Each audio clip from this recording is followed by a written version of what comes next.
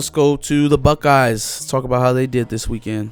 All right, so obviously, at least for the first half, a very disappointing show. Linebackers also looked like absolute shit. Eichenberg, Steele Chambers, who didn't play that much, I believe. And then they had, God damn it, why can't I remember his name? They didn't have CJ Hicks come in for whatever reason. They had backup linebacker. I'll put his name in there. This is the second time I forgot this dude's name. I'm just not realizing. Whatever. Yes. There was a point in time where DBs were fucking laying out people.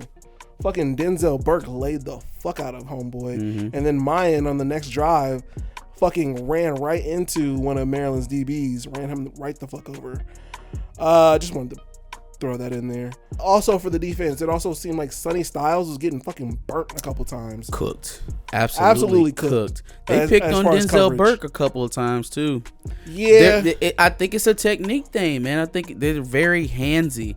Even the touchdown pass that got scored on Igbenogson, he was all over him. Like he literally had his arm pinned to his body. That almost seems like Igbenosson's thing. Like it should not have even been caught. How hard he was holding him. Sure. He just went up there and got that thing and pinned it against his chest. So yeah, I think it's a technique thing, man. I think they play very handsy. Could be, but I mean, for whatever reason, Burke is making it work for him, whereas Igbenogson is all over people. Well, Burke's the experienced guy. He can hide it a little bit better than the other guys, Hancock and Styles is a nickel. And Igbenogson. He's the most experienced of them all, so it makes sense that he's able to get away with it a little bit better. Absolutely. It did seem like once again we're kind of getting a little bit of pressure on the quarterback, but at the same time, it's not resulting into sacks, which seems to be a huge thing for a lot of people. Sacks aren't everything, for what it's worth. They did get sufficient pressure on him after a while, which kind of affected how Talia started to play pretty badly after a while. Yeah, I wouldn't be so much as concerned about total. If I was y'all, I wouldn't be so much as concerned about sacks. Because you get pressure. It's just mainly through the middle and when you blitz. The problem I see is that when you tell your two edge rushers to go get to the quarterback, when you're asking JT and he's not coming free with absolutely no one blocking them, what in the fuck was that, Maryland? It must be some of those Josh Gaddis blocking schemes. Sure. It just didn't happen. Yeah. Doesn't happen. It's a bull rush. If that doesn't work, I'll half-heartedly try to spin inside. If that doesn't work, let me try and tip it. That is the from time to time. Sure. But I mean, it shouldn't be the answer, but yeah, man, I would want more explosion from those guys. I just have never seen it from Jack Sawyer. You've seen it from JT from time to time. Yeah. It's just not consistent. Yeah. I've never seen it from Jack Sawyer. That might also be why Caden Curry came out some of those times. They definitely brought him in for a few plays at the very least. Yeah. And he seemed to actually be doing pretty well. I don't know, if that's needs to be the answer going forward, but Caden Curry looked like a guy out there. So, few things that stood out to me while I was watching because I didn't find out and literally until kickoff at noon yesterday that we were playing at 7:30. I was like, what? Damn. Like, why? Right, especially for Minnesota. Yeah, but anyways, so I watched your guys' game, and I was bouncing back and forth between that and the Texas game. But, number one, man, if they play a team that can score, I don't know what the hell happened with Maryland, but if they can play a team that takes advantage of their early scoring opportunities. I don't know what the fuck was that fake punt was all about. I don't know why that's his thing. I don't think I've ever really seen it work for him. They either jump off sides or they don't get it.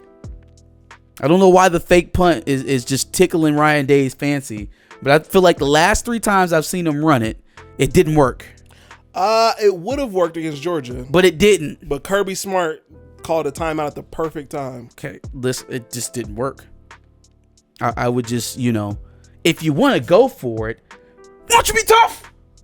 Why don't you be a tough team? Okay, all right. Why don't you be a tough team and just run? All right. I'm just saying, you're so tough. You're a tough team.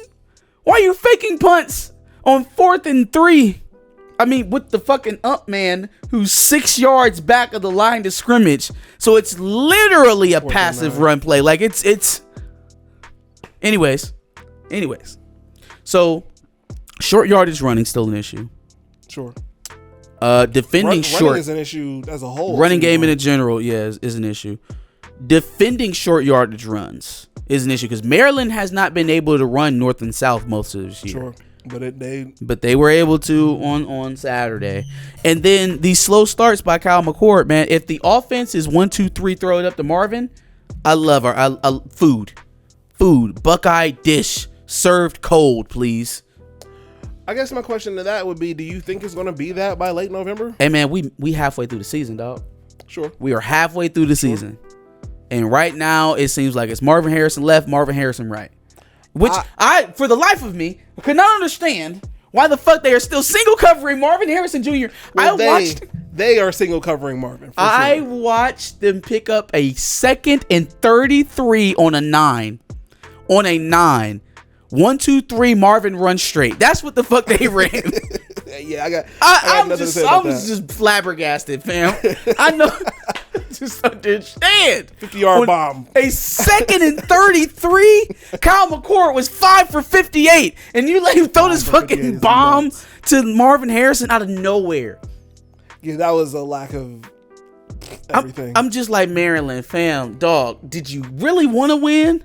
It's you know what? Sometimes, and I've been in games like this, you get up against a team that you really not supposed to be beating, and you feel like you're not supposed to be there. Like, okay, we gotta hold on to it. We gotta clutch it. You start trying to clutch victory instead of just going and winning the game. Sure.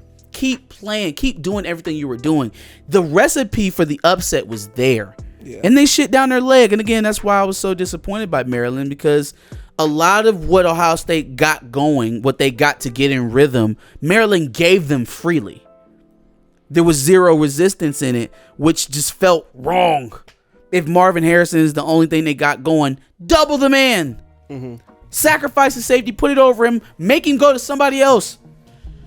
I will say, you're absolutely right. I don't like how long it takes for Kyle McCord to get into games, but it seems like when he has to. Neither does Ryan Day. Maybe that's me as a coach. I gotta try to get him going. Maybe he'll do some laps. I'll give him a reach around, something for the. Part of that does seem like the play calling, because early on the play calling was screens and all sorts of bullshit. But anyway, I don't like that. I don't like how long it takes for the play calling, at the very least, to get Kyle into it. But I do think he does a decent job at adapting to, they're doubling Marvin. All right, Ibuka. All right, Cade Stover. No, Cade Stover has had a good year. Also, Ibuka left the stadium in a boot. Yes.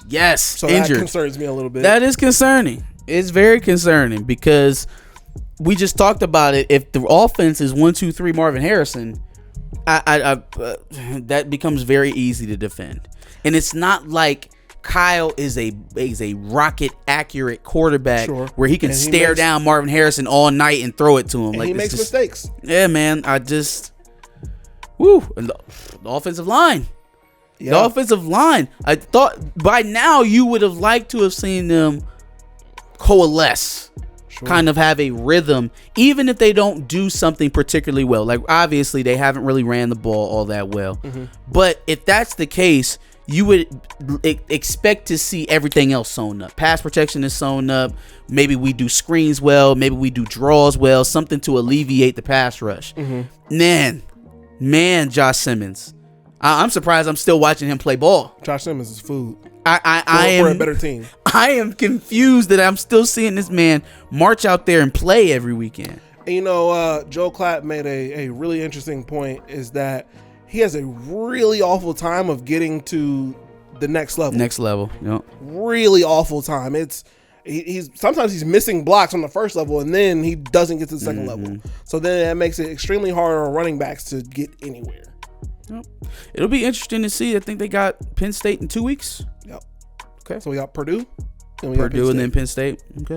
So, I mean, Purdue should be a build confidence game. Yeah. So that'll start off in 2 weeks. We'll start off. Ooh, y'all have them the same week we have Michigan State? Penn State? Mm-hmm. Sounds about right. That's cool. That's cool. Or no, I think we have a bye before Michigan State. I don't know. Okay. We'll look up the schedule. We'll take a look. Yeah. But I mean, in any case, that'll start the first leg of the 3-man round robin in the Eastern Division. Sure. To see who's going to reign supreme. That'll be the first game, Ohio State, Penn State. So a lot will be shown that week for sure. The things that Ohio State are putting on film right now don't look good. They don't look good. That's fair. I would hope that eventually depth helps at multiple things. Are we going to Devin? Huh? Are we going to Devin? No. And a lot of Ohio State fans seem to think that that's the way to go. Shut up. I mean, look, when he was 5 for 15, I was like, all right, now. All right. Or whenever the hell. There was a certain point where he was like at 40% passing. And I was like, okay, man. Devin, you warming up back there? Devin was... Obviously, he made tons of mistakes when he played, and he also has not played it down in multiple games. Sure. I don't think that's the answer. I would have thought he probably would have had to turn it over at that point. He wasn't turning the ball over, and that's probably what kept him in the game long enough for him to hit Marv. But if he's ever in a situation where he's letting him go, over. A great job. In fact, I think he's 1,200 yards plus and 1 interception. QBR says different. Yes, it does.